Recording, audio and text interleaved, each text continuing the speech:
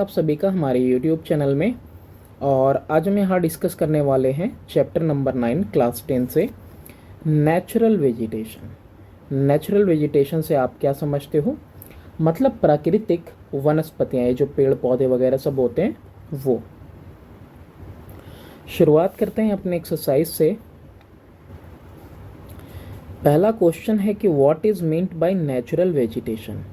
अब ये चैप्टर का नाम भी है कि नेचुरल वेजिटेशन का मतलब क्या होता है। तो नेचुरल वेजिटेशन यानी कि आपका प्राकृतिक वनस्पति refers to the plant cover that has not been disturbed over a long time। क्या मतलब है प्लांट कवर?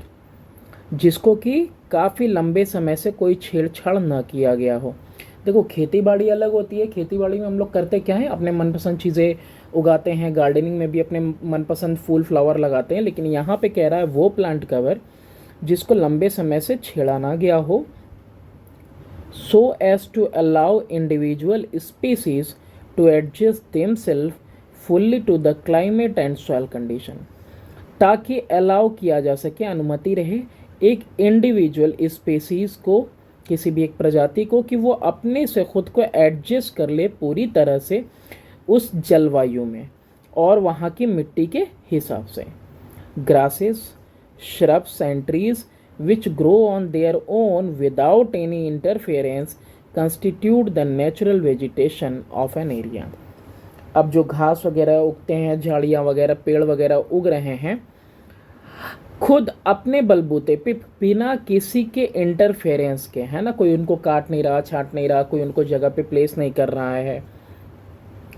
तो ये क्या बनाते हैं? ये हिस्सा है नेचुरल वेजिटेशन के उस एरिया में। नेक्स्ट क्वेश्चन है बी वाला है कि give 2 point of difference between vegetation and forest. तो वेजिटेशन, ये जो वनस्पति वगैरह है वो, और जंगल के बीच में आपको क्या बताना है? डिफरेंस बताना है। Vegetation include trees, grasses and shrubs and found in an ecological framework. वनस्पति क्या होती है? इसमें पेड़ होते हैं, घास होते हैं, झाड़ियाँ होती हैं, जो कि एक इकोलॉजिकल फ्रेमवर्क यानी कि ढांचे में आपको मिलती हैं। मतलब इंटरडिपेंडेंस होता है सबका एक दूसरे के साथ। The term vegetation is not limited to forest only. अब ये जो वनस्पति है सिर्फ जंगल तक सीमित नहीं है, it is something more than the forest. Forest से एक बड़ा इसका दायरा है। फॉरेस्ट तो बल्कि एक पार्ट है इसका। The type of vegetation depends on the appearance of the plant cover. किस तरह का वेजिटेशन है वो किस पे डिपेंड करेगा? डिपेंड करेगा कि प्लांट कवर वहाँ पे कैसा है, कैसे पेड़ पौधे हैं। सच एज फॉरेस्ट एक तरह का हो गया, वुडलैंड एक तरह का हो गया, ग्रासलैंड एक तरह का हो गया, और श्रब्स एक तरह की हो गई। The vegetation gives a distinct such landscapes are not, एक मिनट, हाँ तो यहाँ पे ये 2 बार लिख गया था। The vegetation gives a distinct type of landscape to a region such as woodland, grassland, etc। तो ये जो वनस्पति है ना, वो क्या करती है कि एक अलग ही नज़ारा देती है ज़मीन को। बिल्कुल ज़मीन अलग सा दिखता है वो जो क्षेत्र है, जैसे कि वुडलैंड हो गया आपका, जैसे कि आपका ग्रासलैंड हो गया, घास के मैदान वगैरह। बात करें फॉरेस्ट की, तो forest are one of the several types of vegetation. कई तरह के वनस्पतियाँ होती हैं जिसमें फॉरेस्ट जो है कि उनमें से एक है। The type of forest is determined by amount of temperature, precipitation, topography, soil and it's terrain. तो वहीं फॉरेस्ट की बात करें तो फॉरेस्ट को कैसे डिटरमाइन किया जाता है कि कैसा टेम्परेचर है वहाँ पर, प्रेसिपिटेशन कैसा है, टोपोग्राफी वहाँ की कैसी है, मिट्टी कैसी है, एंड इट्स टेरेन। टेरेन मतलब इलाका, जो ज़मीन का भाग है वो। Such landscape are not possible in the forest. और जैसा लैंडस्केप उसमें हम लोग देख रहे थे वेजिटेशन में, वुडलैंड, ग्रासलैंड, तो ये सब जो है जंगलों में पॉसिबल नहीं होता। नेक्स्ट सी वाला है क्वेश्चन नंबर 1 से ही। फर्स्ट पार्ट है सी का कि नेम द एरिया। उस एरिया का नाम बताइए, यानी क्षेत्र का, जहाँ पे ट्रॉपिकल रेन फॉरेस्ट मिलते हैं आपको। तो जैसा कि आपको पता है कि ट्रॉपिकल रीजन कौन सा वाला रीजन है आपका, तो ये जो ट्रॉपिक ऑफ कैंसर और ट्रॉपिक ऑफ कैप्रिकॉर्न के बीच वाला है उसको कहते हैं, तो इसमें जो जंगल मिलता है उसको कहते हैं ट्रॉपिकल रेन फॉरेस्ट। तो कह रहा है कि नेम द एरिया जहाँ पे ये ट्रॉपिकल रेन फॉरेस्ट मिलते हैं। The Western Ghats, the island group of Lakshadweep and the Andaman and Nicobar island are marked with tropical rain forest. तो कौन कौन से इलाके हैं? पश्चिमी घाट हैं, आइलैंड ग्रुप है, द्वीपों का समूह है, लक्षद्वीप, अंडमान एंड निकोबार आइलैंड, ये सब जो है ट्रॉपिकल रेन फॉरेस्ट यहाँ मिलते हैं। नेक्स्ट क्वेश्चन है कि mention 2 main characteristic of tropical rain forest. अब ये जो आपके ट्रॉपिकल रेन फॉरेस्ट हैं इनकी विशेषताएं बताएं। तो दीज फॉरेस्टल डेंस कैसे होते हैं? ये काफ़ी घने होते हैं जंगल, मल्टी लेयर्ड होते हैं and have many types of trees and shrubs, यानी कई सारी लेयर होती हैं इनमें। मल्टी लेयर से आप समझो कि जैसे कि एक तो फॉरेस्ट का फ्लोर हो गया, फिर उसके बाद छोटी मोटी झाड़ियाँ हो गई, फिर उसके बाद दूसरा लेयर वो अंडर स्टोरी वगैरह का आ गया, फिर जो है कि कैनोपी वगैरह ऊपर आ गया। तो ऐसे ये जो जंगल होते हैं आपके मल्टी लेयर्ड होते हैं, है ना, कई तरीके की पेड़ पौधे और जो है झाड़ियाँ यहाँ मिलते हैं।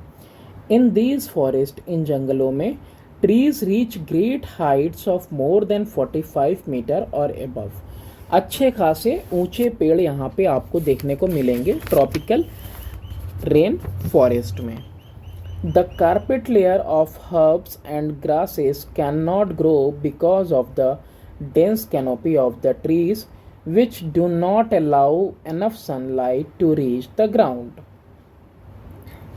कारपेट लेयर किसको बोल रहा है? वो नीचे में जो फ्लोर पे है उसके लिए बोल रहा है कि कारपेट लेयर जो जड़ी बूटियों की है और घास की है वो यहाँ पे नहीं उग पाते हैं, कैन नॉट ग्रो। देखो झाड़ियाँ तो हैं यहाँ पे, श्रब वगैरह, लेकिन ये जड़ी बूटी वाला ये सब नहीं उग पाता बिकॉज क्योंकि यहाँ पे डेंस कैनोपी है, ऊपर बिल्कुल छायादार एकदम कैनोपी है जो कि अलाउ ही नहीं करता एनफ सनलाइट को कि वो नीचे ज़मीन तक पहुँचे। अब क्वेश्चन नंबर 1 के डी का फर्स्ट है। अब इसमें यहाँ पे डी में है ही क्या कि आपको ज्योग्राफिकल रीजन बताने हैं। The Western Ghats are covered with thick evergreen forest while the Eastern Ghats are covered with deciduous forest. तो पश्चिमी घाट की बात कह रहा है कि जो पश्चिमी घाट है ढके हुए हैं, किससे ढके हुए हैं? बिल्कुल थिक घने एवरग्रीन फॉरेस्ट जंगलों से। एवरग्रीन फॉरेस्ट यानी कि उनके पत्तों के शेड करने का कोई सीजन नहीं होता है, हमेशा आपको वो हरे भरे दिखाई देते हैं, पत्ते गिरते जाते हैं नए आते रहते हैं, तो पतझड़ वाला कोई सीन नहीं है। जबकि पूर्वी घाट पे, ईस्टर्न घाट पे हम लोग देखें तो वहाँ पे ईस्टर्न घाट किससे कवर है? डेसिडस फॉरेस्ट से।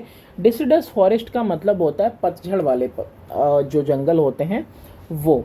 अब पतझड़ वाले जंगलों में होता क्या है?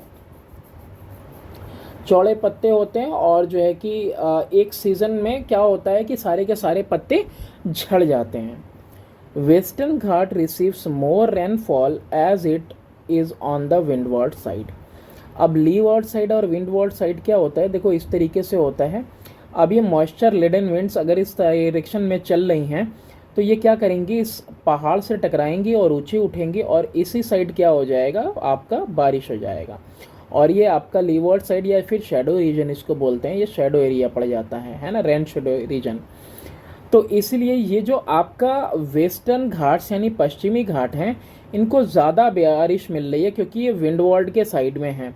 सो western Ghat is covered with thick green forest. तो इसीलिए ये वाला जो एरिया ना इस साइड का ये पूरा जंगल एवरग्रीन है।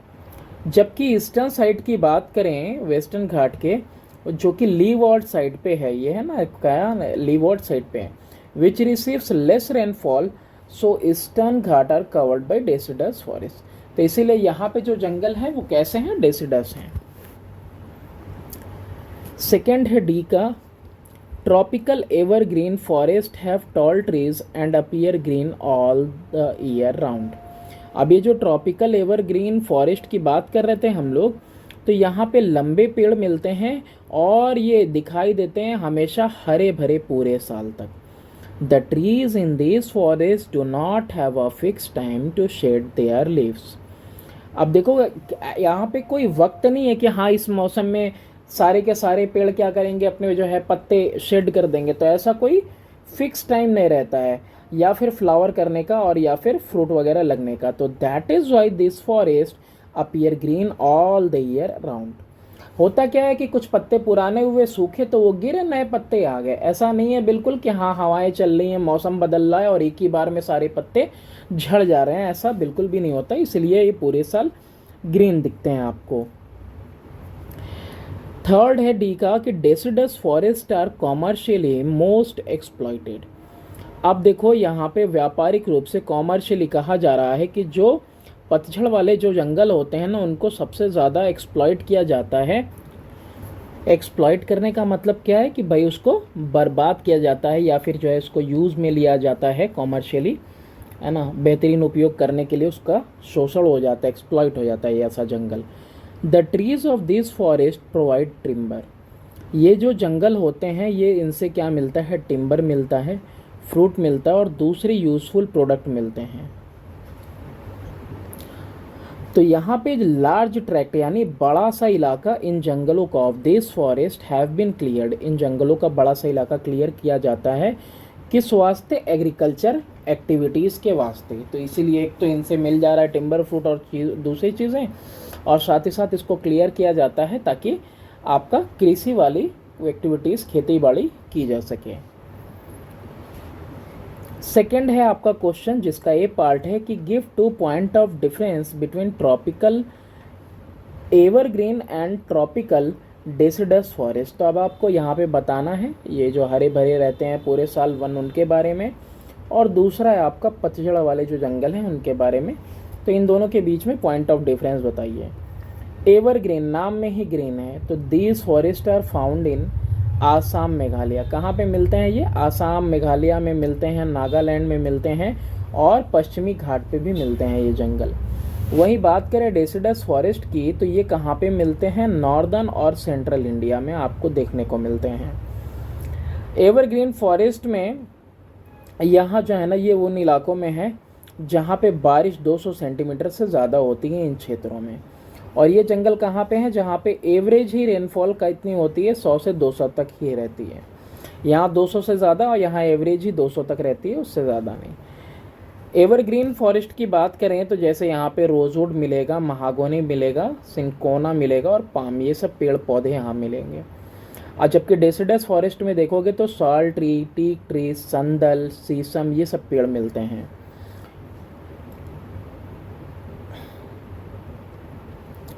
अब एवरग्रीन फॉरेस्ट में देखो कि जो यूजफुल ट्रीज़ हैं, है ना, are found in short number, कम नंबर में मिलते हैं। ज़्यादातर यहाँ पे बशेस वगैरह, झाड़ियाँ वगैरह यहाँ पे आपको देखने को मिलती हैं।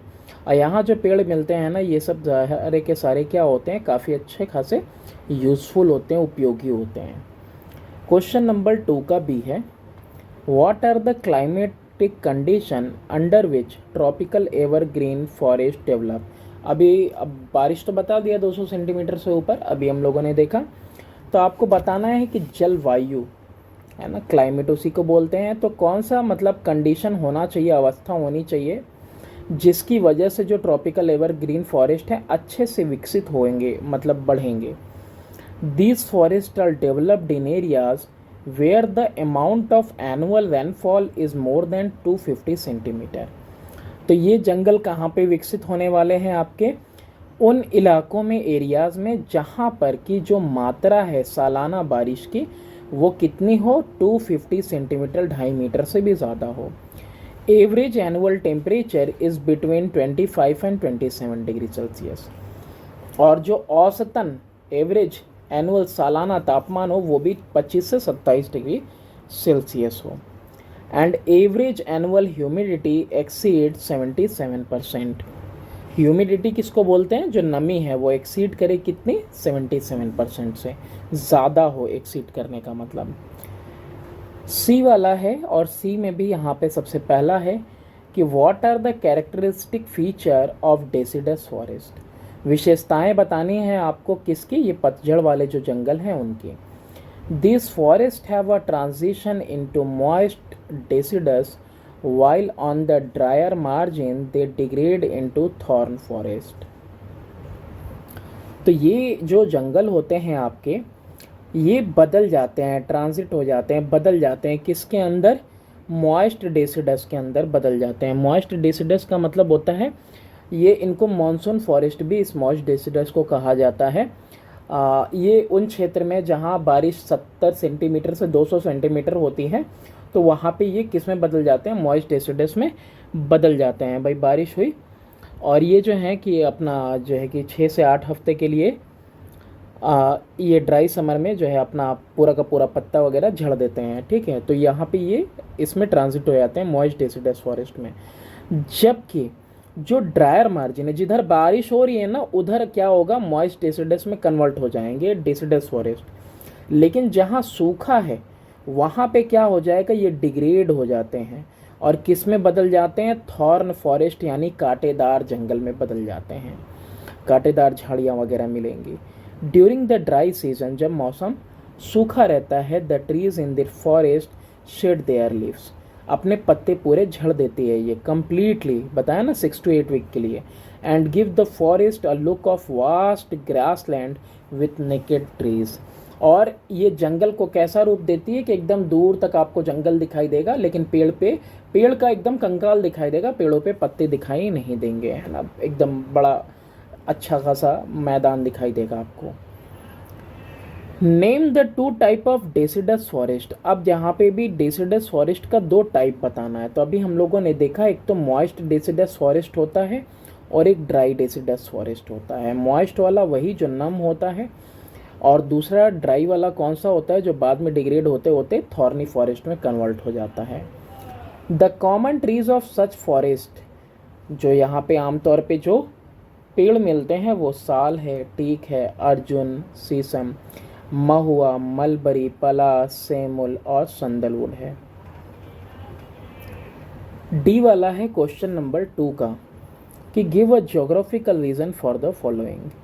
Tropical evergreen forest are difficult to exploit for commercial purposes. अब देखो भाई, इसको एक्सप्लॉइट करना, जो ट्रॉपिकल एवरग्रीन फॉरेस्ट है, इसको एक्सप्लॉइट करना मुश्किल होता है। जबकि डेसिडस वाले में क्या करते हैं भैया, अच्छा खासा काट के जंगल साफ करके क्या कर दिया, उसको एग्रीकल्चरल लैंड में कन्वर्ट कर दिया। The thick ground cover due to dense undergrowth makes it difficult to exploit the forest. अच्छा खासा थिक ग्राउंड कवर होता है ड्यू टू डेंस अंडरग्रोथ, है ना, खूब सारे जो है कि पेड़ पौधे रहते हैं, काफ़ी घना जंगल होता है, ये अंधेरा है इसमें, तो इसीलिए ये जो है कि इसको एक्सप्लॉइट कर पाना मुश्किल होता है इन जंगल को। They have many types of trees, बहुत सारे टाइप ऑफ ट्रीज मिलेंगे आपको, श्रब्स मिलेंगे और बहुत सारी प्रजातियां मिलेंगी पेड़ पौधों की, species of trees that are of different height, अलग अलग हाइट की, 45 मीटर से भी ऊपर के हाइट की पेड़ मिलेंगे। There is lack of transport facilities as this forest are chiefly distributed in heavy rainfall areas of western slopes of Western Ghats and hills of northern region. अब यहाँ पे ना ट्रांसपोर्ट फैसिलिटी जो है यहाँ पे नहीं है। क्यों नहीं है? क्योंकि ये जो जंगल है ये मुख्य रूप से चीफली कहाँ पे हैं फैले हुए, ऐसे इलाकों में जहाँ पे भारी बारिश होती है। ये इलाके हैं पश्चिमी स्लोप के, पश्चिमी घाट के, और साथ ही साथ जो पहाड़ियाँ हैं उत्तरी क्षेत्र की, वहाँ पे ये जंगल फैले हुए हैं, तो इसीलिए फैसिलिटी नहीं है। तो ये रीज़न है कि इनको एक्सप्लॉइट कर पाना मुश्किल है। Delta area of river Ganga is called Sundarban. Sundarban delta नाम सुना होगा, मेला लगता है ना पशुओं का। लिटोरल, अब यहाँ पे जो लिटोरल फॉरेस्ट हैं वहाँ पे क्या होता है, सुंदरी ट्रीज हैं, जिनके नाम के बाद after the name of which these forest, इन जंगलों का नाम क्या रख दिया गया, सुंदरबन। तो इसीलिए वहाँ गंगा डेल्टा में है ना, तो इसीलिए जो डेल्टा एरिया है रिवर गंगा का उसको सुंदरबन डेल्टा भी कहा जाता है, या सिर्फ सुंदरबन। ये लिटोरल फॉरेस्ट मेनली ना जो वेटलैंड वाला आपका फॉरेस्ट होता है उसी को लिटोरल फॉरेस्ट कहते हैं। तो वही डेल्टा के आसपास है ही, है ना, जो तट पे वो जंगल वगैरह होते हैं उनको कहा जाता है लिटोरल फॉरेस्ट। तो ये आपका सुंदरबन ही है, सुंदरबन मैंग्रोव फॉरेस्ट, उसी को जो है कि कहा जाता है लिटोरल भी, और वो सबसे बड़ा आपका ये जो सुंदरबन है सबसे बड़ा लिटोरल फॉरेस्ट है। और तकरीबन 1,40,000 हेक्टेयर जो है कि इलाके में फैला हुआ है पूरा। थर्ड पार्ट है इसका कि forest are grown in and around the cities having iron and steel industries. जंगल बनाए जाते हैं भाई, फॉरेस्ट आर ग्रोन बनाए जाते हैं पेड़ पौधे लगाकर उन शहरों के आसपास, इन एंड अराउंड, चारों तरफ भी और शहर के अंदर भी, जहाँ पर आयरन और स्टील इंडस्ट्रीज़ को लगाया जाता है या फिर थर्मल पावर प्लांट लगाया जाता है। तो ऐसा क्यों है? ऐसा इसलिए है कि the level of pollution is much higher in cities having iron and steel plant. तो जो पॉल्यूशन का स्तर है प्रदूषण का, वो बहुत ज़्यादा होता है ऐसे शहरों में जहाँ आयरन और स्टील की क्या हो, फैक्ट्रियाँ लगी हुई हों। Pollution generated is more than the cities not having this plant. अब उन शहरों में जहाँ नहीं लगा हुआ है प्लांट, उससे तो कहीं ज़्यादा यहाँ पे पॉल्यूशन होता है। तो दिस इज़ बिकॉज क्यों? During the manufacture of steel, जब स्टील मैन्युफैक्चर किया जाता है, air emission from the manufacturing plant emit particulate matter.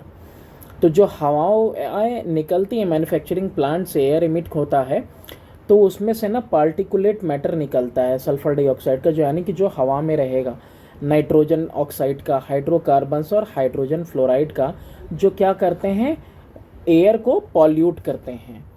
Besides, इसके अलावा, these plants emit significant dust level of about 20 kilogram पर मेट्रिक टन ऑफ स्टील। तो 20 KG पर metric ton of steel ये क्या करते हैं? इसके अलावा देखो, ये जो पार्टिकुलेट था, इसके अलावा ये स्टील प्लांट एमिट करते हैं यानी निकालते हैं। डस्ट लेवल कितना निकलता है? 20 केजी पर मेट्रिक टन ऑफ स्टील में से 20 मेट्रिक निकलता है। टू प्रिवेंट पॉल्यूशन, तो प्रदूषण से बचने के लिए ट्रीज आर प्लांटेड, ट्रीज को लगाया जाता है अराउंड द सिटीज, शहर के चारों तरफ, and having iron and steel industries, यानी ऐसे शहर जहाँ पे आयरन और स्टील इंडस्ट्रीज हो। The trees act as a barrier for the dust and purify the air. तो ये पेड़ क्या होते हैं? चारों तरफ से घेर दिया लगा के, तो ये धूल वगैरह के लिए एक बैरियर होते हैं कि चारों तरफ अगर शहर के पेड़ पौधे लगा दिए तो धूल और ज़्यादा बाहर को नहीं जा पाएगा, और ये क्या करेंगे? प्यूरीफाई भी कर देंगे, हवा को साफ कर देंगे। Question number 3, mention the areas where tropical desert vegetation thrives.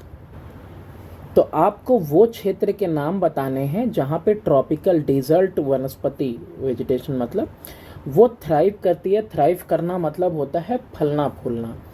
तो these forest are chiefly distributed in south western Punjab. ये जंगल कहाँ पे हैं? मुख्य रूप से किधर पाए जाते हैं? साउथ वेस्टर्न यानी कि दक्षिण पश्चिमी पंजाब में, हरियाणा में, यूपी में, सेंट्रल यानी कि केंद्र में, सेंट्रल एंड ईस्टर्न राजस्थान में पाए जाते हैं। मध्य प्रदेश और गुजरात भी में भी आपको इस तरह का ट्रॉपिकल डिजर्ट वेजिटेशन मिलेगा फलता फूलता हुआ। Under what conditions, climatic condition, do littoral forest develop. अब ये लिटोरल फॉरेस्ट आया था ना, देखते हैं इसको। तो एक्चुअली में लिटोरल फॉरेस्ट के बारे में भी हमको यहाँ पता चलेगा कि किस तरह की जलवायु चाहिए इसको। तो these forest are developed in wet marshy areas. कहाँ पे ये विकसित होते हैं, पैदा होते हैं या बनते हैं ये जंगल? जहाँ पे कि नम दलदली एरिया होता है ना, मार्शी एरियाज को बोलते हैं, वहाँ पे है ना, दलदल या धसाऊ एरिया होता है उसको कहते हैं। जैसा कि रिवर डेल्टाज वगैरह के पास होता है। इन सेलाइन और द स्वैम्पी एरियाज, दलदली इलाकों में, अलोंग द सी कोस्ट, है ना, समंदर के पास, यानी कि होता है नदी के मुहाने के पास, है ना, वहाँ पे जो इलाका होता है बिल्कुल दलदली टाइप का होता है, तो वहाँ पे ये लिटोरल फॉरेस्ट या फिर जो जंगल वहाँ पे पनपते हैं उनको ही क्या कहा जाता है? लिटोरल फॉरेस्ट कहा जाता है। सी वाला है, और सी में भी पहला है कि state two characteristic feature of tropical desert vegetation. दो विशेषताएं बतानी है आपको जो ऊपर ट्रॉपिकल डिजर्ट वेजिटेशन हम लोगों ने देखा उसके। Name two typical trees found here. तो यहाँ पे due to paucity of rainfall. Paucity का मतलब क्या होता है? तो पॉसिटी का मतलब होता है less than enough. Less than enough कह सकते हो, या फिर कह सकते हो आप इसको टू लिटिल, बहुत कम। तो बहुत कम बारिश होने की वजह से द ट्रीज आर स्टंटेड, यानी इनकी ग्रोथ विकास जो है रुक जाता है, with large patches of core grasses. तो होता क्या है कि मोटे घास के बड़े बड़े टुकड़े फैले रहते हैं। इन दीज फॉरेस्ट, इन जंगलों में plant remain leafless for most part of the year and look like scrub vegetation. होता क्या है कि ऐसे में जो पेड़ पौधे हैं वो पूरे साल जो है कि ज़्यादातर लंबे वक्त तक साल में वो लीफलेस दिखाई देते हैं, बिना पत्तों के दिखाई देते हैं, और साफ सुथरा बिल्कुल क्लीन वनस्पति वगैरह आपको दिखाई देता है। तो पेड़ वगैरह की ग्रोथ नहीं होगी तो क्या होगा, लार्ज पैचेस दिखेंगे सिर्फ और सिर्फ किसके, घास वगैरह के आपको। नेक्स्ट है कि why tropical desert have stunted trees. अब यहाँ पे जो ट्रॉपिकल डिजर्ट वगैरह है वहाँ पे स्टंटेड ट्रीज क्यों हैं। स्टंटेड ट्रीज मतलब वो होते हैं जिन पेड़ों का ग्रोथ नहीं हो पाता, बौने पेड़। तो this is due to the scarcity of rainfall less than 50 centimetre and less humidity below 47%, plant remain leafless and look like scrub vegetation. तो यहाँ पे होता क्या है, बारिश कम होती है 50 सेंटीमीटर से भी कम सालाना, और यहाँ पे जो नमी है वो नमी 47% से भी नीचे रहती है, इसीलिए पूरे साल के लिए यहाँ पे पेड़ों में पत्तियाँ नहीं आ पाती हैं, बिना पत्तियों के ही रहते हैं ये। और ये दिखता कैसा है, स्क्रब वेजिटेशन की तरह दिखता है। स्क्रब वेजिटेशन में होता क्या है कि छोटी मोटी झाड़ियाँ वही मेन प्रधान रूप से आपको दिखाई देती हैं, और कम हाइट वाली पेड़ पौधे आपको दिखते हैं। डी वाला है कि give a geographical reason for each of the following. पहला है कि the forest area has greatly depleted in India. भाई कम हो गया है जो जंगल का क्षेत्र था हिंदुस्तान के अंदर बहुत बड़े पैमाने पे। Increasing population is drawing demand for more food and deforestation for habitation and for agricultural land. देखो ये दो ही लाइन में सारे के सारी बातें यहाँ पे हो गई। पॉपुलेशन बढ़ता जा रहा है, बढ़ता जा रहा है, और वो पूरा का पूरा डिमांड कहाँ से ड्रॉ कर रहे हैं, उनके अंदर डिमांड किस चीज़ का है कि भाई ज़्यादा से ज़्यादा, जाहिर सी बात है, खाना चाहिए, है ना। जंगल काटेंगे ही, जाहिर सी बात है, अपने रहने वहने के लिए कहीं जगह नहीं मिलेगी, तो जैसे देखते हो झोपड़ी वगैरह कहीं भी लगा लेते हैं यहाँ वहाँ, और एग्रीकल्चरल पर्पसेस के लिए भी जो है कि वो जंगल को काटते हैं। तो ये सब वजह है, और पॉपुलेशन सच में बहुत बड़ा प्रॉब्लम है। अगर ये नहीं रुका तो इवन एक दिन ऐसा आएगा कि कहीं भी कदम रखने के लिए भी आपको जगह नहीं मिलेगी। The tropical evergreen forest are found on the western slope of the western Ghat. अब यहाँ पे ये सवाल हम लोग को पहले भी ऐसे हम लोग देख चुके हैं कि जो ट्रॉपिकल एवरग्रीन फॉरेस्ट है वो कहाँ मिलेगा, पश्चिमी स्लोप पे मिलता है, ढलान पे मिलता है, वेस्टर्न घाट के।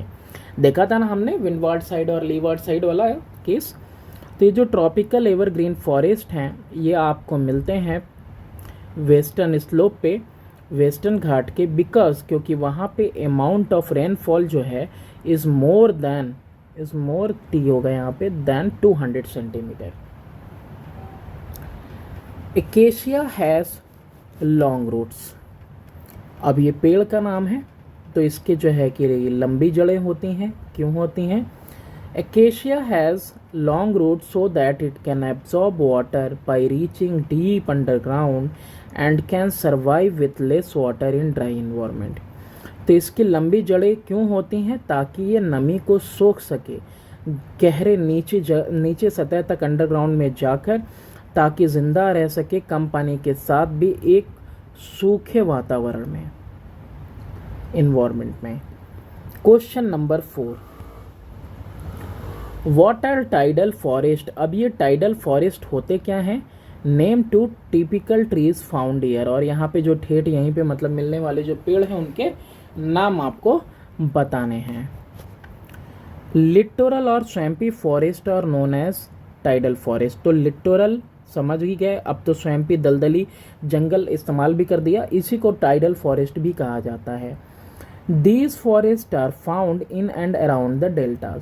तो ये डेल्टास जहाँ बनती है ना, मुहाने पे नदी के मिलते हैं, ये समंदर के आसपास deltas, estuaries and creeks prone to tidal influence and as such are also known as delta और स्वैम्पी फॉरेस्ट। देखो एस्चुरीज किसको बोलते हैं, तो एस्चुरीज एरिया होती है फ्रेश वाटर रिवर की या फिर स्ट्रीम जहाँ पे धारा मिलती है किससे, समंदर से। तो एस्चुरीज पे भी ऐसे जंगल मिलेंगे, क्रीक्स पे भी मिलेंगे, क्रीक्स प्रोन टू, और क्रीक्स पे मिलेंगे, क्रीक्स यानी कि खाड़ियों पे, और वो जगह जहाँ पे खतरा है किसका, प्रोन टू टाइडल इन्फ्लुएंस, यानी कि जहाँ पे ज्वार भाटा आने की वजह से वो जगह भीग सकती है। और ये एरियाज मोस्टली कहाँ पे मिलेगी आपको, समंदर के आसपास ये एरिया मिलेगी, है ना। टाइडल इन्फ्लुएंस यहीं पे होता है, शोर लाइन होता है समंदर के पास वाला एरिया, तो यहाँ पे ये जंगल आपको मिलते हैं, ठीक है। तो ये जंगल यहीं पे मिलेंगे। And as such are also known as, और इनको डेल्टा या फिर स्वैम्पी फॉरेस्ट भी कहा जाता है इन जंगलों को। द ट्रीज फाउंड हेयर, जो यहाँ पे ट्रीज मिलेंगे उसमें सुंदरी है, कोयरा क्योरा है और आमोर है। तो इसीलिए देखे वो ना गैंगटिक डेल्टा वाले में देखा था हम लोगों ने कि इसी की वजह से नाम क्या पड़ा है, सुंदरबन डेल्टा पड़ा है। Name the type of forest found in the western part of the western Ghat. अब वहाँ पे आपको ये बताना है कि किस तरह का जंगल मिलता है पश्चिमी हिस्से में, है ना, वेस्टर्न पार्ट में, वेस्टर्न घाट के। और दो रीज़न भी बताने हैं कि why this forest are so named, और इन जंगलों का नाम ऐसा क्यों है। तो ट्रॉपिकल एवरग्रीन फॉरेस्ट ये मिलते हैं जंगल। रीज़न क्या है इसका कि since it receives rainfall about more than 250 centimetre, therefore these forest are dense, multi-layered and hence many types of trees and shrubs are found। यहाँ पे बारिश अच्छी खासी होती है, एवरेज रेनफॉल 250 सेंटीमीटर से ज़्यादा है, तो इसीलिए ये घने जंगल होते हैं, मल्टी लेयर्स हैं।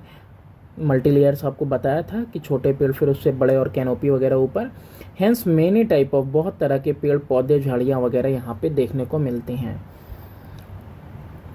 Trees of such forest do not have fix time to shed their leaves. कोई एक फिक्स टाइम नहीं है पतझड़ के आने का कि पेड़ पर पत्तियों को गिरा देगा, टू फ्लावर और फॉर फ्रूटेशन, या फूल लेने का या फिर जो है कि फल लेने का।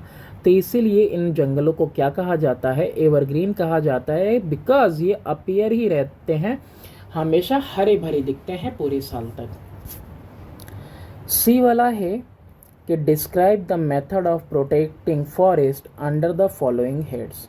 अब आपको जंगल सुरक्षित करने के मेथड्स आपको बताने हैं, और इन निम्नलिखित जो हेड्स दिए हुए हैं, जैसे एफॉरेस्टेशन इस हेड के अंदर, और दूसरा using alternative source of energy इस हेड के अंदर।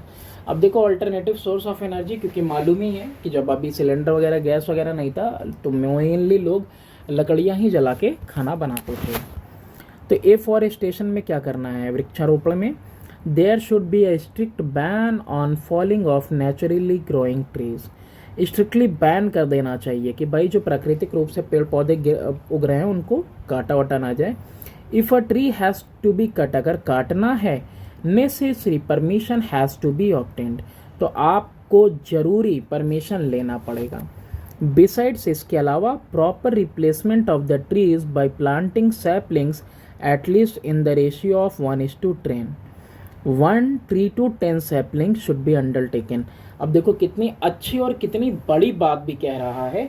जैसे कि अभी हाईवे वगैरह का कंस्ट्रक्शन का काम चल रहा था, तो आपको मालूम होगा सिर्फ 2 किलोमीटर के दायरे में 375 पेड़ काटे गए हैं हाईवे के लिए। तो यहाँ पे कह रहा है कि अगर आप काटते हो तो रिप्लेसमेंट करना चाहिए, यानी कि अगर आप एक पेड़ काट रहे हो, 1:10 का मतलब एक पेड़ काट रहे हो, तो 10 सैपलिंग आपको कम से कम लगानी चाहिए, छोटे छोटे पेड़ लगा देने चाहिए 10। Using alternative source of energy in many parts of the world including India. Hindustan के साथ साथ और भी देशों में trees are felled for providing firewood.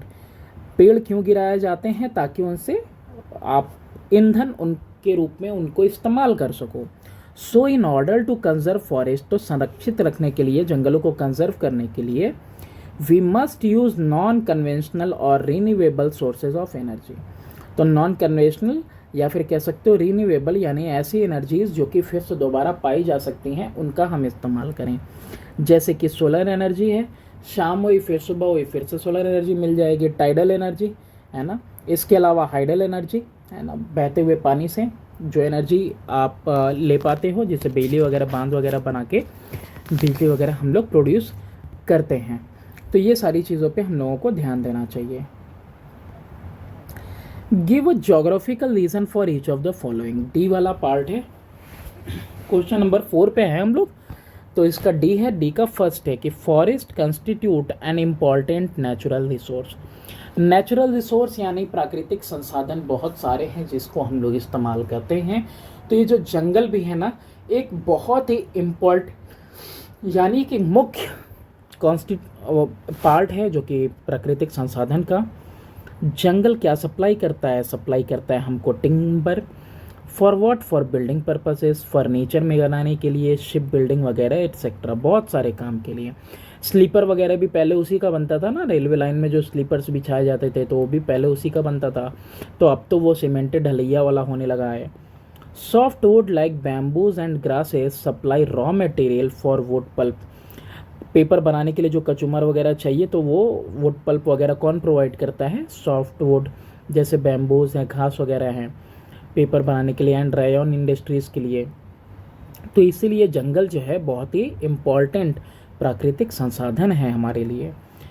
Agro forestry is not vulnerable to population stress. यहाँ पे कह रहा है एग्रो फॉरेस्ट्री, ये जो टर्म है ये वे वल्नरेबल नहीं है, यानी असुरक्षित नहीं है पॉपुलेशन स्ट्रेस के लिए। तो ऐसा क्यों है? मतलब कोई खतरा नहीं है, agro forestry is not vulnerable to population stress के लिए। ऐसा क्यों?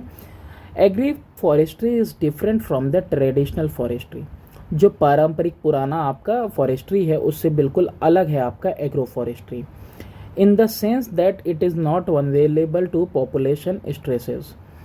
तो ये जो पॉपुलेशन वाला स्ट्रेस है इसके लिए ये असुरक्षित नहीं है, मतलब स्ट्रेस नहीं आएगा, कोई ख़तरा नहीं पैदा करेगा ये पॉपुलेशन के लिए। It is created in accordance with socio cultural practices of the population. तो ये क्रिएट ही किस लिए किया जाता है? ये क्रिएट किया जाता है साथ ही साथ जो सामाजिक और सांस्कृतिक प्रैक्टिसेस होते हैं पॉपुलेशन करता है उसके साथ। In fact, agroforestry coordinate with local population and reduces the pressure of population on traditional forestry. Agroforestry करता क्या है? कोऑर्डिनेट करता है किसके साथ? लोकल पॉपुलेशन के साथ, और कम कर देता है जो प्रेशर है पॉपुलेशन का ट्रेडिशनल फॉरेस्ट्री पे उसमें। देखो है क्या, पहले एग्रो फॉरेस्ट्री समझ जाओगे तो ये आंसर भी समझ में आ जाएगा आपको। एग्रो फॉरेस्ट्री का मतलब होता है आपका कि ये पेड़ वगैरह और एग्रीकल्चर है ना, ट्रीज प्लस एग्रीकल्चर, ये दोनों एक साथ करना, ठीक है। एग्रीकल्चर क्रॉप्स वगैरह सेम लैंड पे, कहाँ पे? सेम लैंड, उसी ज़मीन पे, है ना। Inclusive of the waste patches, जो भी खाली जगह बच रही है, वेस्ट पैचेस है, उसको भी पूरी तौर पे इस्तेमाल करना। तो इसमें जो है कि आपका ये ट्रेडिशनल फॉरेस्ट्री से बिल्कुल ये अलग होता है। और इसमें क्या होता है कि लोकल पॉपुलेशन है भाई, जो जगह इस्तेमाल हो रही है एग्रीकल्चर के लिए, थोड़ी बहुत भी जगह बची हुई है तो क्या करें हम उसमें पेड़ पौधे लगाएं। तो इससे क्या होगा, जो ट्रेडिशनल फॉरेस्ट्री है, हमारी पारंपरिक जंगल हैं, उसके ऊपर स्ट्रेस कम पड़ेगा और हमारी ज़रूरतें उसी से पूरी हो जाएंगी जो एग्रो फॉरेस्ट्री हम लोगों ने कर रखी है। तो इसीलिए पॉपुलेशन वगैरह अगर है तो उसके ऊपर, तो पॉपुलेशन स्ट्रेस वगैरह के लिए ये बिल्कुल भी कोई खतरा नहीं है, बल्कि बढ़िया है। नेक्स्ट देखते हैं कि tidal forest have profuse growth with tangle of climbers. Profuse growth का मतलब होता है ग्रोथ इन अबंडेंस, बहुत ज़्यादा मात्रा में। हैव प्रोफ्यूज ग्रोथ, बहुत ज़्यादा ग्रोथ होती है अबंडेंस में, बहुत ज़्यादा मात्रा में। विथ टैंगल ऑफ क्लाइंबर्स, यानी कि वो सपोर्टिंग वाले जो प्लांट होते हैं उनके साथ। तो ये जो टाइडल फॉरेस्ट है, दे हैव प्रोफ्यूज ग्रोथ, बहुत ज़्यादा ये बढ़ते हैं। ऐसा इसलिए है विथ टैंगल ऑफ क्लाइंबर्स, वो ढेर सारे ये जो उलझन वाले जो पेड़ होते हैं ना, क्लाइंबर्स वगैरह, उनके साथ। विच इज़ एन, ये एक्चुअली में है क्या, is an adaptation for survival in soft and shifting mud.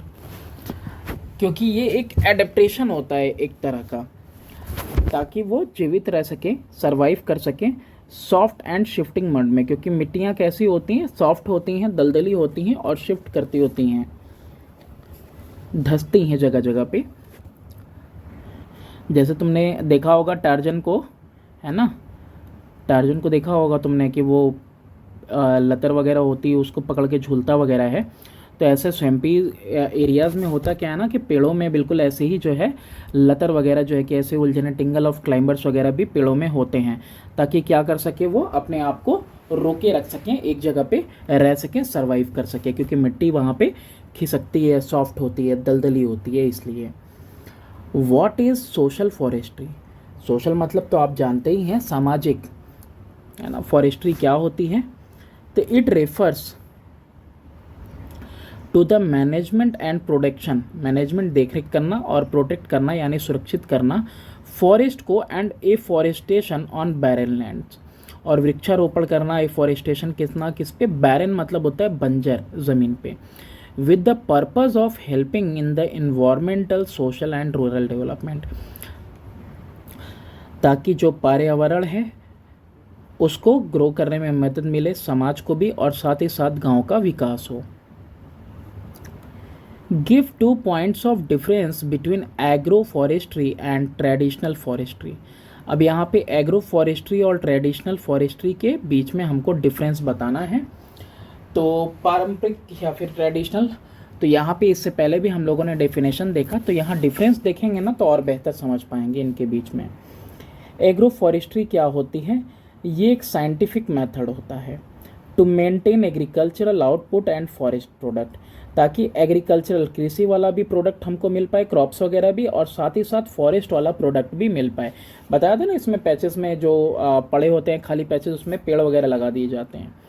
Where as traditional forestry में क्या होता है? ये एक ओल्ड मेथड है, पुराना तरीका है, to use forest recklessly for settlement and agriculture. Recklessly का मतलब होता है बेतहाशा, रेकलेसली का मतलब होता है बेतहाशा, अपने बसने के लिए और खेती बाड़ी के लिए जंगल को इस्तेमाल करना, है ना, बिना सुध बुध के। एग्रो फॉरेस्ट्री में agriculture and forest are maintained side by side, यानी कि खेती बाड़ी भी की जाती है, साथ में जंगल को भी साथ साथ लेके चला जाता है, यानी खाली जगहों पे पेड़ पौधे लगाए जाते हैं, अरेंज किया जाता है इस तरीके से। फॉरेस्ट आर बर्न्ड और cleared for agriculture and settlement.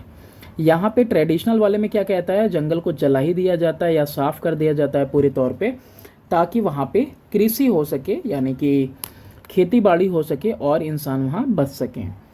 Agro forestry ये एक आइडियल मेथड है to get best result out of the limited land, यानी जो ज़मीन आपके पास है उसी ज़मीन में आपको एक अच्छा बेहतर रिजल्ट मिल सके, इसके लिए एग्रो फॉरेस्ट्री अच्छी चीज़ है, इसमें कोई ज़मीन का हिस्सा खाली नहीं छूटता।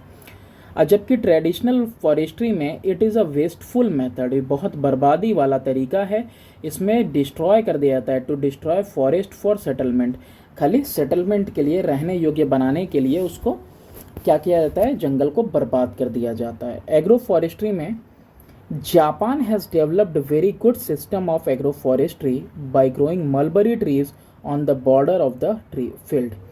अब जापान ने क्या किया है? जापान ने विकसित किया बहुत अच्छा सिस्टम एग्रो फॉरेस्ट्री का, कि उसने मलबरी के पेड़ लगा दिए हैं फील्ड्स के बॉर्डर पे। अब खेती भी होगी और वो अपना मलबरी के ट्रेस भी पढ़ते रहेंगे। Shifting agriculture is an example of traditional forestry by clearing the forest resulting in damaging deforestation. अब भैया ये जो शिफ्टिंग कल्टीवेशन होता है बड़ा ख़तरनाक होता है, जंगल का एक हिस्सा जला के राख कर दिया जाता है, फिर जो है कि वो क्या बोलते हैं उसको क्लियर करके बीज वगैरह फेंक दिया जाता है और निकल लेते हैं लोग। सॉरी शिफ्टिंग एग्रीकल्चर बोल रहा है। तो इसमें ये वाला होगा ना कि एक हिस्से पे जो है कि जब कुछ उगाया वगैरह, फिर उसके बाद वो बंजर हो गया, फिर दूसरे वाले पे चले गए, फिर तीसरे वाले पे, इस तरीके से। तो ये शिफ्टिंग एग्रीकल्चर होता है, ठीक है। तो फिर उसके बाद एक जगह पे पेड़ पौधे लगाएंगे, फिर वहाँ पे अपना खेती बाड़ी किया, खेती बाड़ी करके फिर दूसरी ज़मीन पे वो शिफ्ट हो जाते हैं, है ना, और उसको वैसे ही बैरन अपना बोगने वगैरह के लिए छोड़ देते हैं। नेक्स्ट है आपका mention any 3 method for the conservation and development of forest in India. तो यहाँ पे आपको 3 तरीके बताने हैं संरक्षित करने के और विकसित करने के लिए जंगलों को हिंदुस्तान के अंदर। इंक्रीजिंग एरिया अंडर फॉरेस्ट, यानी कि इलाकों को और ज़्यादा से ज़्यादा इलाकों को जंगल के अंदर लाया जाए। Stop indiscriminate felling of trees, indiscriminate का मतलब होता है अंधाधुंध पेड़ों को गिराना, भाई एकदम बंद करो और यूज़ करो अल्टरनेटिव सोर्स ऑफ एनर्जी, है ना, कोई ऐसा जो कि रिन्यूएबल हो, जैसे solar energy, hydel energy. State 3 objectives of the agro forestry. अब ये जो एग्रो फॉरेस्ट्री है, ये जो साइंटिफिक मेथड जिसका हमने अभी देखा था डिफरेंस बिटवीन में, इसके उद्देश्य अब बताने हैं आपको। The objective of agro forestry are the best utilization of available resources by scientific farming. उद्देश्य क्या है एग्रो फॉरेस्ट्री का, कि पूरे तरीके से बेहतरीन इस्तेमाल हो जो भी संसाधन हमारे पास मौजूद हैं साइंटिफिक फार्मिंग के हिसाब के तरीके से। सॉयल एंड फॉरेस्ट कंजर्वेशन, है ना, मिट्टी और जंगल को क्या करें, कंजर्व करें। हेल्दी एनिमल रेयरिंग, है ना, अच्छे से जो है कि स्वास्थ्य के साथ जो है पालन पोषण हो, एनिमल्स को रियर किया जाए। Promote crop yields and variety, crop जो हमारा पैदावार है उसको जो है कि और प्रमोट किया जाए और ज़्यादा पैदावार बने, इसके अलावा वैरायटीज़ वगैरह बढ़ें। Forest based industries, tourist industries, recreation parks in order to get best result for human wealth. यानी कि फॉरेस्ट बेस्ड इंडस्ट्रीज़ वगैरह को बढ़ावा दिया जाए, टूरिस्ट इंडस्ट्रीज़ लगाई जाए और रिक्रिएट किया जाए पार्क वगैरह, ताकि एक बेहतर रिज़ल्ट मिल सके हम लोगों को इंसान के हेल्थ के लिए, उसके स्वास्थ्य के लिए और उसके धन के लिए, और जो है कि वो समृद्ध हो सके। तो ये सब ऑब्जेक्टिव हैं।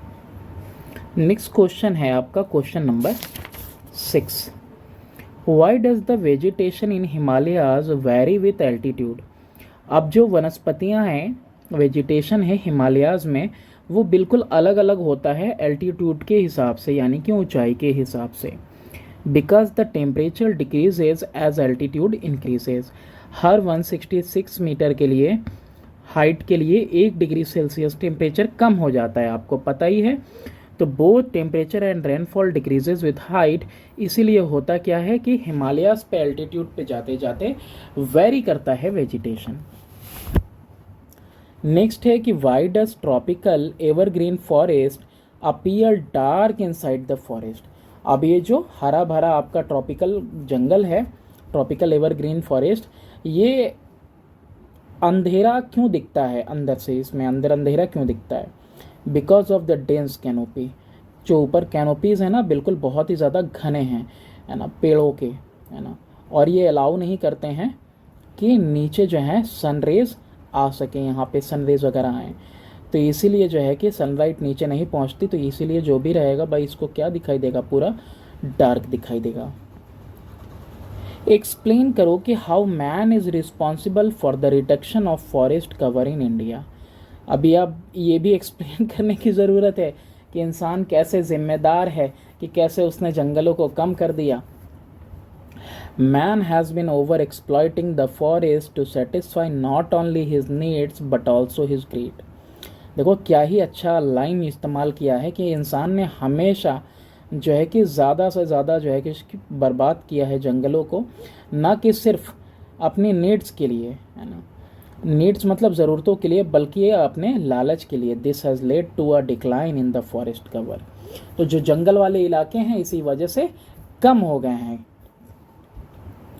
Due to rapid population growth and the demand for more food. ढेर सारा पॉपुलेशन रख दिया जाता है और ढेर सारी डिमांड होती है खाने पीने की, है ना, बच्चे पे बच्चा पैदा किए जा रहे हैं। Forest have been clear to convert them into agricultural land. और देखा होगा ना पंचायत वाले कि पंचायत सीरीज़ में अमेज़ॉन पे 2 बच्चे हैं, मीठी खीर, और 2 बच्चों से ज़्यादा बवासीर, है ना। तो यहाँ पे वही पॉपुलेशन वाली बात है। And the demand for more food, तो जितनी पॉपुलेशन होगी उतना फूड का डिमांड होगा, हैबिटेशन के लिए घर वगैरह चाहिए होगा। तो जंगल को साफ़ किया जाता है ताकि एग्रीकल्चरल लैंड में, यानी कि खेती बाड़ी के लायक उस ज़मीन को बनाया जा सके, जंगल की ज़मीन को। Forest have been converted into pasture land for expanding dairy farming and cattle rearing. तो यहाँ पे रियरिंग नहीं है, यहाँ पे रैंचिंग है। पास्चर का मतलब क्या होता है? पास्चर का मतलब होता है हरे भरे घास के मैदान बना देना, चरने के लायक जगह बना देना। तो जंगलों को काट के क्या किया गया भाई, चरने के लायक जगह बनाया गया ताकि डेयरी फार्मिंग, ये दूध उत्पादन वगैरह बढ़ाया जा सके, ताकि कैटल्स का कैटल यानी कि वो जो आपका भेड़ बकरियां होती हैं और साथ में गाय भैंस होती हैं, तो इनका पशुपालन वगैरह अच्छे से हो सके, तो इसके लिए भी जंगल को साफ़ किया जाता है। Over grazing in the forest by animal in the tropical and sub tropical region has resulted into large scale degradation of natural vegetation. अब भाई जानवरों ने क्या किया है, जंगलों में ओवर ग्रेजिंग की है। ओवर ग्रेजिंग से होता क्या है ना कि अब जैसे कि ऊपर के टहनियाँ अगर नीचे टहनियाँ वगैरह अगर बची हुई हैं तो वो आपका बच जाता है, लेकिन मोस्टली होता है कि उनके सलाइवा वगैरह की वजह से वो पूरा जैसे खाते रहते हैं तो बहुत सारे छोटे मोटे पेड़ वगैरह ग्रासी एरियाज़ वगैरह में वो पूरे जड़ से उखड़ जाते हैं, बर्बाद हो जाते हैं या फिर सूख जाते हैं। तो ऐसे में होता क्या है कि जो क्षेत्र हैं जंगल वाले या फिर ग्रेजिंग एरिया वाले वो बिल्कुल बैरन हो जाते हैं, फिर उस पर कुछ उगता नहीं है। तो इसकी वजह से जो है कि बड़े पैमाने पे डिग्रेडेशन हुआ है, कमी आई है नेचुरल वेजिटेशन यानी कि प्राकृतिक वनस्पतियों में। Ever increasing demand for timber, अब भाई टिम्बर का, लकड़ी का बहुत ज़्यादा डिमांड है। For purpose is due to industrial expansion, industries वगैरह बढ़ेंगी तो ईंधन वगैरह की ज़रूरत पड़ेगी और रॉ मटेरियल की जो कि जंगल से मिलेगा। और जो अर्बनाइजेशन है यानी शहरीकरण है ना, शहर बसाना, तो इसने क्या किया है कि इसने जो है कि headed to the problem of deforestation. तो भाई सवाल ही एक ही है, बस जंगल खाली करो, है ना, जंगल खाली कर करके बढ़ते जाओ। Construction of multipurpose river valley project has led to submergence of land and destruction of forested river sites. अब मल्टीपर्पज़ रिवर वैली वगैरह जो प्रोजेक्ट वगैरह हैं उसकी वजह से क्या होता है, बहुत सारी ज़मीनें वगैरह जो हैं डूब गई हैं, है ना, कटान हुआ है और डिस्ट्रक्शन हुआ है जंगलों का जो नदी के आसपास हैं।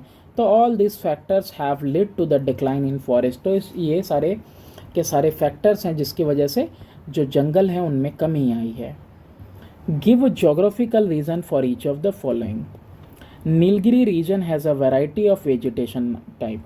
अभी जो नीलगिरी वाला क्षेत्र है यहाँ पे कई तरह की वनस्पतियाँ मिलती हैं।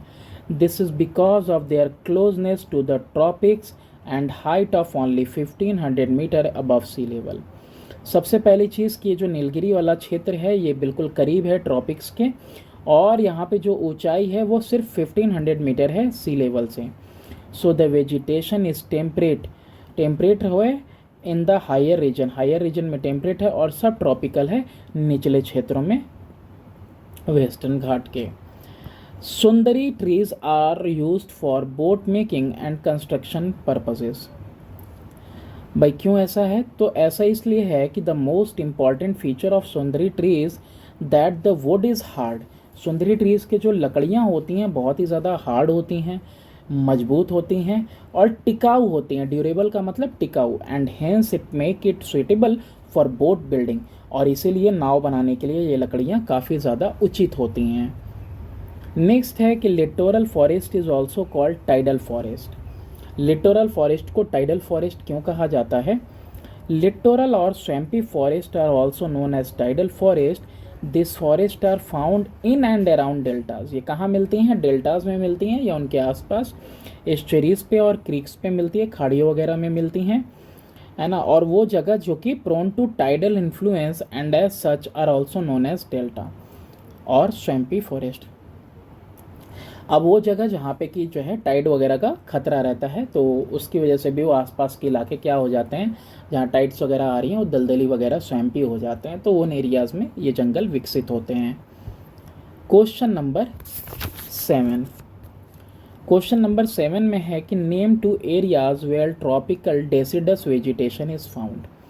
दो क्षेत्र बताने हैं जहाँ पे ये पतझड़ वाले जो है वनस्पति मिलती है। This forest are found in rainier part of the peninsular plateau, जहाँ पे बारिश वारिश होती है पेनिनसुलर प्लेट्यू में वहाँ पे, और प्लेन्स ऑफ बिहार के मैदानों में और उत्तर प्रदेश में ये आपका डिसिडस वेजिटेशन मिलेगा।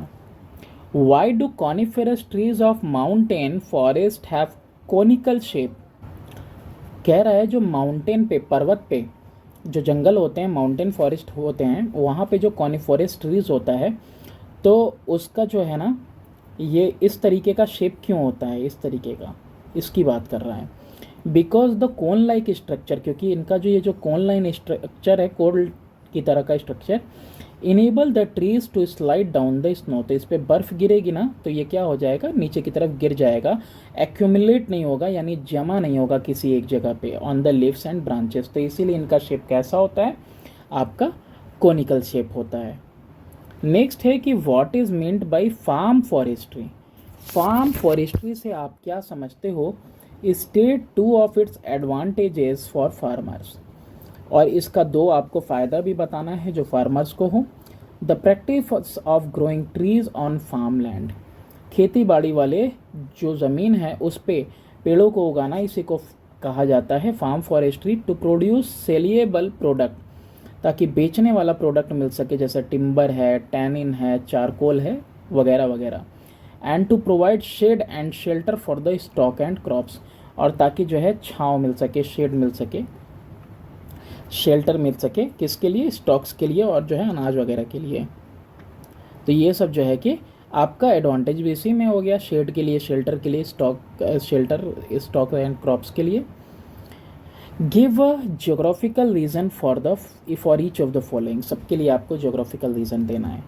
Literal forest vegetation has breathing roots because of water logged condition. अब देखो पानी वाटर लॉग हो जाता है, ऐसी अवस्था होती है वहाँ पे, है ना, तो पानी वानी जमा हो गया, ऐसी परिस्थिति आ गई, तो जो रूट्स हैं आर डिप्राइव्ड ऑफ ऑक्सीजन, तो जड़ों को ऑक्सीजन नहीं मिल पाता।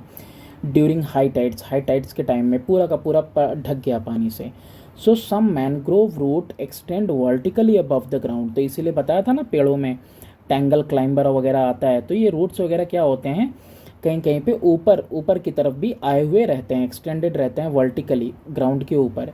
These vertical roots have pores which enable the trees to breathe, तो इन जो रूट्स हैं ना, ये जो जड़ें हैं ऊपर की तरफ वर्टिकली ग्रो की हुई हैं, इनमें क्या होता है, छोटे छोटे छेद होते हैं, जिससे पेड़ क्या करता है, सांस लेता है, ऑक्सीजन लेता है। When other root remain submerge under water during high tide, जब हाई टाइड का टाइम है तो उस समय पूरे के पूरे सारे अदर रूट्स क्या हैं, नीचे की तरफ ग्राउंड में पानी में से ढक गए हैं, तो उस समय इन रूट्स की मदद से वो सांस ले पाता है। सेकेंड है कि forest are often compare to human lungs, जंगल को किससे तुलना की जाती है, इंसान के फेफड़े से। Forest plays a dominant role in carbon cycle, carbon cycle में बहुत ही बड़ी भूमिका निभाता है हमारा जंगल। They absorb atmospheric carbon dioxide and help in maintaining the purity of air and controlling atmospheric pollution। ये क्या करते हैं, ये अवशोषित कर लेते हैं, एब्जॉर्ब कर लेते हैं जो भी वातावरण में कार्बन डाइऑक्साइड है उसको, और मेंटेन करते हैं, क्या मेंटेन करते हैं, एयर की क्वालिटी, उसकी प्योरिटी मेंटेन करते हैं, और कंट्रोल करते हैं, नियंत्रण रखते हैं किसके ऊपर, वातावरण में जो प्रदूषण हो रहा है उस पर नियंत्रण। नेक्स्ट है कि Van Mahotsav is celebrated in our country every year, हर साल वन महोत्सव मनाया जाता है हमारे देश में।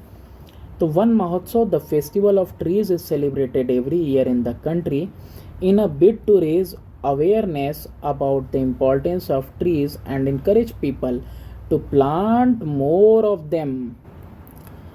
तो क्यों मनाया जाता है, इस उत्सव को मनाया जाता है हर साल देश के अंदर, इन अ बिड टू रेज, ताकि क्या हो सके, इंसान को बताया जा सके, यानी कि आदमी क्या कर सके, अवेयरनेस लाया जा सके, है ना, चेतना लाई जा सके कि जो पेड़ हैं कितने इम्पॉर्टेंट हैं, और लोगों को इनकरेज किया जा सके, प्रेरणा, वो इनकरेज करना मतलब प्रोत्साहित किया जाए ताकि वो ज़्यादा से ज़्यादा पेड़ लगाएं।